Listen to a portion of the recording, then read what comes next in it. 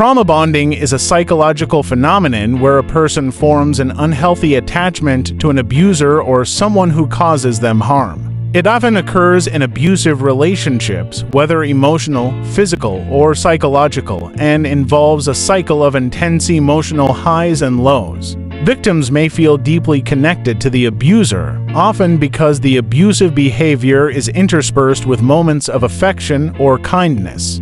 This intermittent reinforcement creates confusion, making the victim more likely to stay attached despite the harm they endure. The dynamics of trauma bonding are driven by the same principles that govern addiction. Just as someone might become addicted to a substance, a person in an abusive relationship can become addicted to the emotional highs of reconciliation or affection from the abuser, especially after periods of cruelty.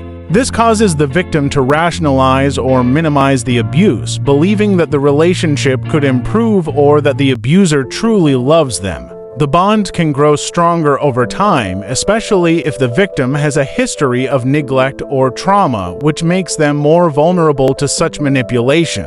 Overcoming trauma bonding is challenging and often requires intervention, such as therapy or support from loved ones. The victim must break the cycle of abuse and the emotional dependence that has been formed.